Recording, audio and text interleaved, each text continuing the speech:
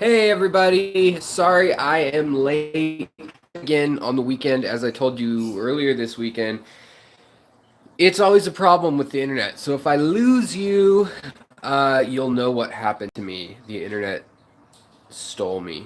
So today we're gonna have help from a happy little elf, Hello. my wife Lara. Tilapia store, hello. Water wizard, hello. Oh, you went to bed, water wizard. That's not much of a wizard. Aquarium Cop, what is up? And I'm sure everyone will start filtering in a minute here. Uh, yeah, maybe I got struck by thunder. Someone says hi, Laura. Hello. She says hello. So today, what we've kind of got going on is a super unruly mess, which I, of course, stole that verbiage from Macklemore, the Seattle hip hop artist. Interestingly enough, little trivia of my college days, he is about a year older than me. And in college, we had him play a house party, and Macklemore and Ryan Lewis before Ryan Lewis was with him, and he played it for I think it was like a 24 pack of beer and like a dub or something. Like that's probably slander nowadays, but weed's legal now, so whatever. That doesn't have to do much with aquascaping or talking fish or anything like that. But what I have done here is made an unruly mess. So you guys probably remember what the heck my first high tech, I should say, the first one I owned that was high tech, low iron glass. Right now it's all messy and everything because I'm still working on things. But what had happened was, if you look at the last few videos, everything had just grown over the side. Like it started around the sides in like a U shape, and it just kept growing, and it grew over the top of everything, and all it left was like a little window of light here, and none of the colors were popping the way I wanted them to. In here, I'm looking at the stone setup, and I kind of wanted it to look like a collapsed arch, perhaps. Nothing is by any means final in here, and I was probably going to keep monkeying with it. We've got a ginormous, thanks to Betsy, I think it's good up to 75 or 100 gallons or something. Water filter on there that I put filter buffering pads on, basically just to clean up. Also, you could, if you saw the video last night that I posted, there was just a ridiculous amount of mulm, and that is that broken down detritus, dirt, and poop all kind of together. Some of that's good. But it makes it hard to plant in, and also it makes it so that when the fish like smack into it or are down there and they jump or shrimp or whatever, that then they kick it up and it gets dusty. Right now, we're gonna see things like the rainbow fish reasserting who is the Citamagills, asserting who owns what. Everything is a little cluttered. This will be, I can assure you, a back wall again. Eventually, it just needs to be trained upwards. I'll need to keep a light just like this on the back so that it has something to grow to, and we'll find out for sure which light these stem plants prefer by putting. We'll try both different lights, and we'll try putting those. We'll switch them out and see which one they grow towards, and then we'll have one that's over the center, giving an omnipresent light. Some of the really cool stuff that I ended up finding in this tank, when you take apart a really densely planted tank, you always find cool stuff. And no crazy shrimp morphs like like the other tank, which was pretty cool the other day. But I did find a lot of different types of moss. There is a ginormous pile of moss here because I feel like the moss, I need to go put it downstairs in another tank and just let it be and grow out. Maybe tie it with some string around something. And basically, the moss is an element, just like shrimp are an element, that generally you add to a tank as it's mature because that's just how things go. And things like right here, the hydrocotyle reticulatus, hydrocotyle, oh, what's the other one? Tripartite. They are crawling plants that are going to have to be retrained to grow. I'm not a huge fan of using fishing wire and cloth lines and all these artificial things. I've used them for competitions and so forth, but I really like to grow a tank that is sustainable, that will hold together just by its own natural properties, and that way it's a realistic expectation of where the tank will be going, where the growth will be centered, and so on. So let me roll down here. Aquarium Cop. Hi, Laura. Thrift Shop song is awesome. Macklemore. Zilgil, hello. How's it going, Bob? Hello. Will Stout, hello. Um, awesome rare mint shrimp rocks. Yeah. Hey, Bob. How are the orange laser cories? Yeah, I was curious about that. CK, hey Alex, I had a bad day. Woke up to a tank at 40C and had cooked fish. Oh man, I am so sorry, CK. That is such a bummer. I've had that Bob, really? Really, Bob?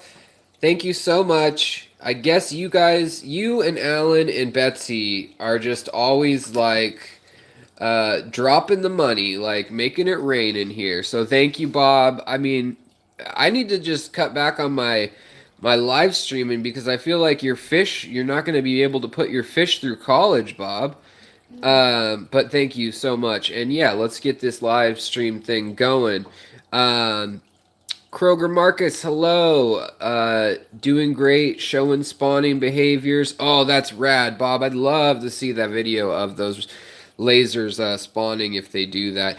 I never catch my cories like I catch them doing the T. So if you don't know Corydoras, they swim up. The female will swim up, and then the male will nudge them at a perpendicular angle in the belly, trying to like give her the hint that, hey, knock some eggs out, which seems really primitive and silly, but that's how they do it. And then she will decide, okay, I'll loosen up, and they bump her again, and they run around the tank. And once she's satisfied that he's a rugged, like can keep up with the chase, and he can bump her hard enough, but he and fend off other males because there'll be a bunch of them following an ovulating and spawning female. But with like those laser cories, that's going to be really cool. I never see where they lay their eggs. In my tanks, they always, I think they're just too planted. They just lay their eggs somewhere in a corner, and I never see it. And I'll see like 2 months later, I'll see a little cory that's like a quarter the size of the others, and only one or two will survive. Unless I'm specifically breeding them in their own species tank, then it's actually pretty easy.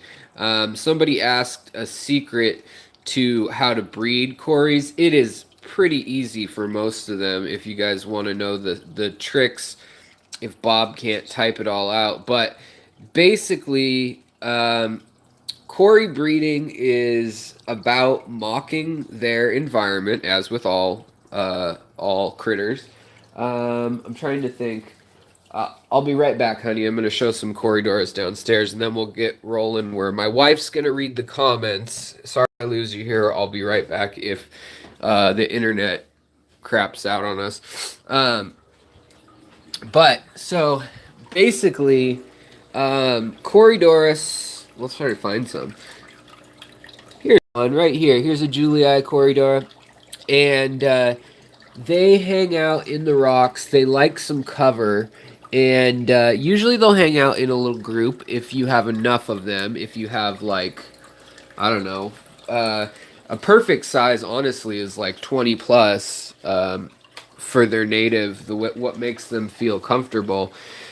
But in my tanks, I have less than that.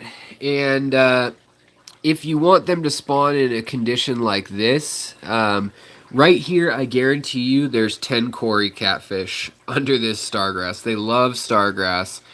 And they love like leaf litter and places to hide, but they really need low TDS water is ideal. And if I were to breed the Corydoras right now, what I would do is I would hunt them down. I'd pull all the pandas out. Can you see the pandas hiding in here? You see the one there, and there's another one right there. They're all hiding in there, I'm sure. And I would grab them out. There's also sturbis in here. So believe it or not, there's 10 Corys in there. I would grab them out of the tank. I would put them up into this tank, which is full of about a dozen catappa leaves. These are actually the ones I'm working on right now. I don't know if there's males or females. I haven't even seen them start their breeding process, but they're supposed to be Aeneas, the albino kind that doesn't have the red eyes, but it has blue eyes. So there's two kinds of albinism in most catfish, but these guys, and there's a poor sturby in there that has one eye and a fin issue. But you'll see they'll get frisky like this. And so what you'll do is, in this tank, your breeder tank, you basically, you fill it up with water, you put, you have the TDS nice and low, you allow, I like to have a dither fish, so something like these guys, like little endlers or tetras, something like that, up top that makes them feel like they are at home, that makes them feel like there's shadows and light of other fish going around, and so there's nothing about to swoop in and eat them. But I also like them to have leaves to hide under and stuff like that because they'll rest and do that. But right now they're going all crazy, which lets me know that these guys right now, one of them is probably female and sensing a hormone being released. And I wouldn't be surprised if in a minute here even, which is cool because it's been a couple days since I put what I think is the female in here. Cameron Bailey, welcome. Trinity, welcome. Terry D, welcome. Wow, everybody, come on in. But so this guy, the male, and the female, which is down there, what they'll do is they'll start nudging each other. So the female will sit there and the male will nudge her right in the stomach. You see that dark spot right there? That's about where they nudge them.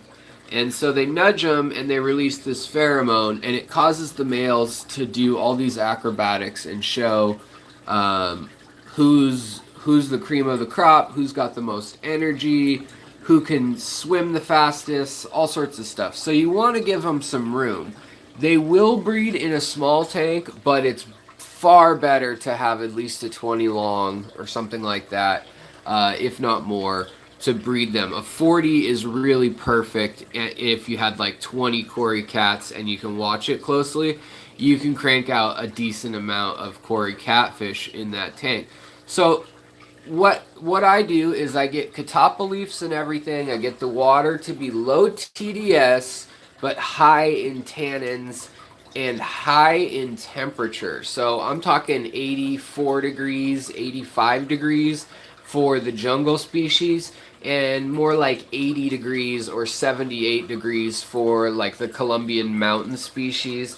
If you're talking Swartzi or some of the I'm trying to think of some of the CW ones that were just found up in the Peruvian mountains, they don't want it quite as hot. But let's just say 84 degrees, 82 degrees, somewhere in there.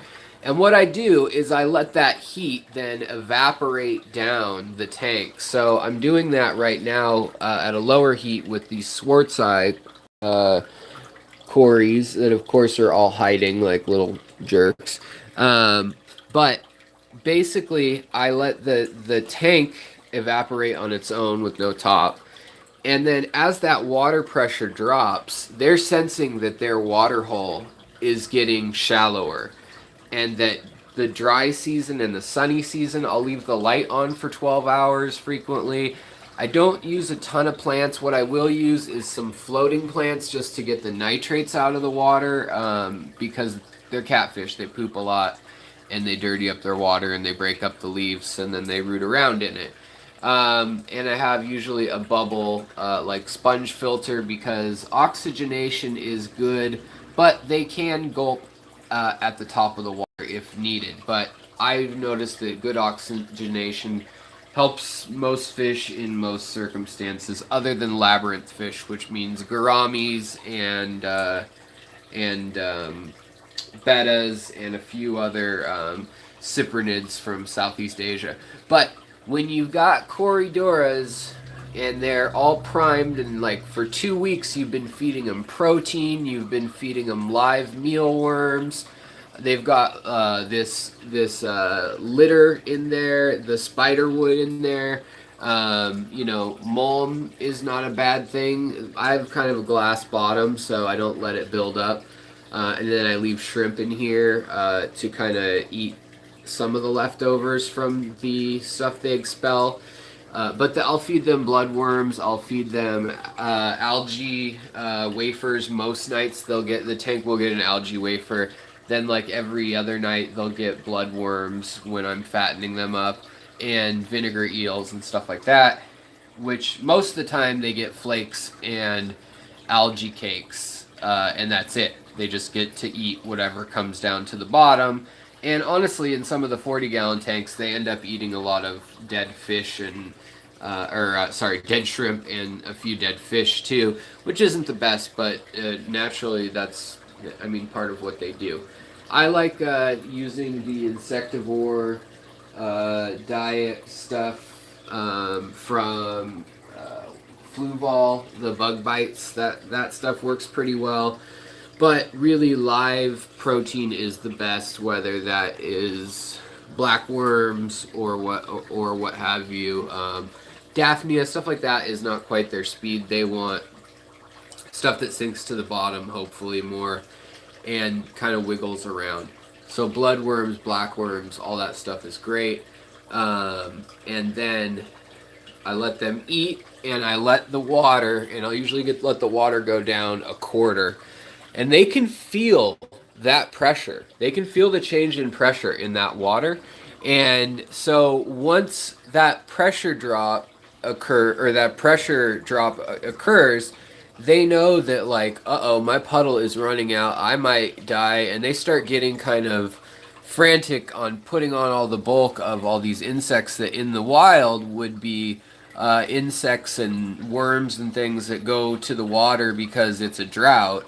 And all of a sudden they get stuck in the water, get eaten, and basically these guys are having a smorgasbord, but the water's getting warmer and warmer, and sometimes I'll even crank it up another degree or two. And then 2 weeks in, after they've all been seasoned and given all this good protein and fat, boom, I will take the water and do a 50% water change all the way to the top. But 50% of the water, I will drop it 10 to 12 degrees and shock them, kind of. Now, it'll even out with the tank water and equal more like a 6 to 8 degrees change, but that lets them know that the rains have started. And some people even use like the little lightning setting on their lights, like the Aqua skylights. And then I think it's important to put a power head in your tank so that they start feeling that there's flowing water rather than stagnant water. And that is their cue that, hey, we need to lay eggs on stuff. They are notorious for eating their own eggs and little teeny babies, but they will put their eggs on a cluster, a lot of times on the glass, depending on how Spartan you have the cage or the tank. But they'll lay it in a cluster of white little caviar looking eggs, and then what you do is you just put the power head on. For me, I grab those eggs out, I float them somewhere with an oxygen stone, put them in some Tupperware in another place or whatever, just so the parents don't eat eggs because they get bored and they'll eat the eggs in a small tank. But in theory, in the wild, those eggs get swept away as the current increases and the rain flows. And that is how most catfish species reproduce. And they don't really have very good parental care. With most Corydoras, they're not going to like hunt down their babies after a couple days, but they will definitely eat the eggs and the little wrigglers they'll eat. So another key is if you see eggs and you want to try to raise them in the tank, give them like yarn or really dense plants, but something to just make sure that nobody's going to find those little babies, if need be, or a rock like this where you can make a ledge where the adults can't get in. That works well. So, I don't know. That was a pretty intensely long tangent, and I apologize for the length of that. But that works well for plecos. That works well for rainbow fish, minus the strong current. The strong current can be present all the time, and the temperature, you don't want to cook them like that. But with the South American and actually Southeast Asian species, that is a very popular trick that's been known for, about 60 years in the zoological societies. Jess, thank you so much. Yeah, I feel like I'm sounding pretty good cognitively tonight. So I figured let's do this. Just reading some of the chat. Albinos get eaten quickly in the wild, but in a lot of species and a lot of fish, they are actually a dominant trait, which is interesting. Kind of like people with 6 fingers, that's a dominant trait, but I guess those people just don't get no love. I don't know. Also, when you turn up the heat on the plecos or the cories, if you're breeding them, you're gonna kill all the ick. Is another thing. Aquarium cop, you have 8 albino cats. I probably got all males. Well, the thing is that with albinism in a lot of species is it actually is tied to one of the chromosomes, and for plecos, for instance, ancestris and hypancistris and one other kind, they exchange genetic information in a way that no other fish in the world does, and no other vertebrate that I know of or that the article spoke of when I was reading about this new study.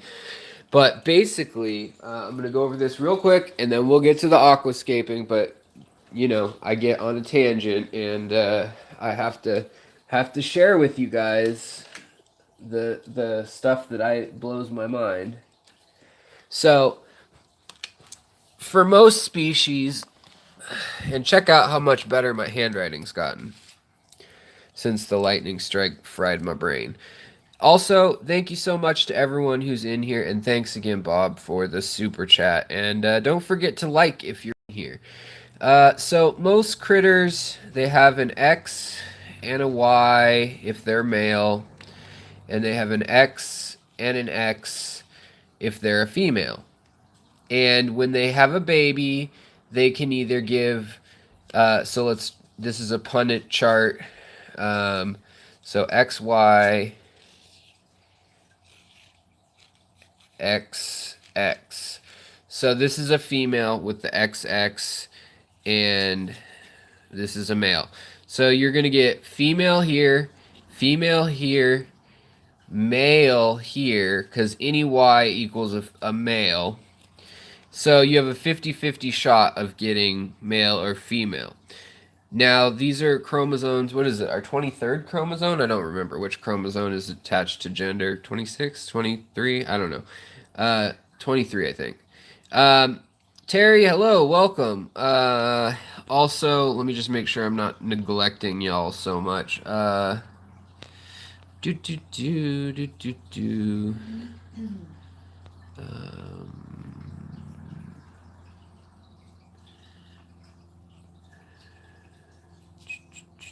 Christine, hello. Welcome. 29 and only 10 likes. Hit that like button. Thanks, Bob. Thanks, Aquarium Cup. Yeah, on my phone, I can't like while I watch. I have to back out and then like it. So it's really annoying. Uh, Alan saving for aquascaping. Awesome job, Aquarium Cop. Varanid guy? Hello. So, anyways, back to this. This is normal. This, quote unquote, normal. This is how humans work. You get your DNA from your mom or dad, and there's different traits that can be tied to, like, for instance, balding is on your mother's father's side. So that would be more genetic up here. It's a lot more complicated. But that's just an example. Like if your mother's father's balding heavily, your chances go up higher that you're going to bald heavily. So, but with plecos and hypensistrus, they do something that is bizarre, and they do this.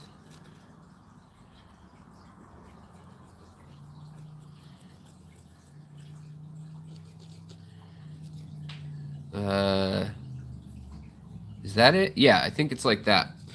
So basically, there's nothing in this slot. So we're going to put a 0 here. 0. Z. Not. And so the combinations are, we'll say that's girl. When they get, or actually we'll say that's male when they get one of each. And we'll say that's male when they get that. When they get this and nothing here, or nothing here, that's male. But there's no male hormone. And where this comes in crazy handy is there are some odd species in the extended family that since there's no Y chromosome that needs to be swapped, there's either two X's or one X. And this happens in humans, but it happens with two X's, and there's always still a Y or an X involved. For males, there's always a Y. And for females, they can get up to three X's, but they're never going to have a Y. And so it's kind of crazy that, hey, I'm a winner. What did I win? Other than a bunch of great fans. Got to go to work. Take it easy, Zill. Yeah. He was super reds and blue eyes as well. I'm hoping to go into Lucas at the Aquatic Experience with his merch booth. I'm super excited about it. Yeah, Jess, I wish I could get out there so badly. But at least, I mean, you know that his shirts and all his posters and everything, that's all all of Lucas Brett's merch and posters will be artwork that I've done. So, a little fun trivia. I don't have any artwork on my own channel, but I have it done for other YouTubers, several. I need to get on doing some of my own, but my handwriting's still not the greatest. That being said, there is new merchandise coming out for Lucas's or LR Bretz Aquatics. There is a new one that I have worked on that he has approved, which is him basically in either a meditative monk position with shrimp and endlers and all sorts of things surrounding him in maybe an underwater world or maybe on a mountaintop with streams. We've have a couple different ideas, but there's lots of ideas being kicked around and a few rough drafts, including one simple one. Yeah, so oh, you guys all have the professor shirt? That's awesome. I probably should have signed my name. He told me to, but I was like, nah, it's not that big of a deal. I bet there won't be that many sold. And apparently everybody's digging on them. We did it on purpose, kind of like a punk rock Beavis and Butthead or Ren and Stimpy. Like the illustration's not like a high-end illustration quality. It's kind of got that DIY punk thing, and he liked that, so we stuck with that. The new shirt will be coming out. Ooh, it depends. But probably in a month or two, I would guess, whenever he prints it. It took him like 6 months to print the other one once I sent him the file, because he is a busy dude. But I bet he's got it all dialed in now with who to have print it and all that jazz. So, I want to hand it over to my lovely, wonderful wife, and she will be answering your questions and filming while I discuss what I am putting into the new Aquascape, which looks like a glowing orb of white over there. It's getting dark earlier. Happy equinox to those of you who are pagans and or don't own digital clocks and are calibrating your sundials. Jess Shrimp Granny says, "Hello, Laura." And Jess has sent us some cool stuff, including a filter. Are we hanging here? What? Huh? Are we hanging out here? Yeah, we're going to hang out here. So, honey, do you want to grab a chair, or what's your preference? My wife is being kind enough because I can't be working in the tank while also talking to you guys. And so hopefully this way we can answer the questions. She can sip on her grape juice that accidentally got left in a bottle for 6 months or whatever. And has anyone issues with Amano being overly aggressive? Yes, Amano shrimp are very aggressive. They definitely have kicked the crap out of my my shrimp many a times, and I do have a tripod. I do have a tripod, and actually, it's being held. What I want to get is a gimbal, and you know what? We should try it out right now because where is it? Here we go. We're going to try out the new and maybe improved. I don't know. Let's hope it's improved.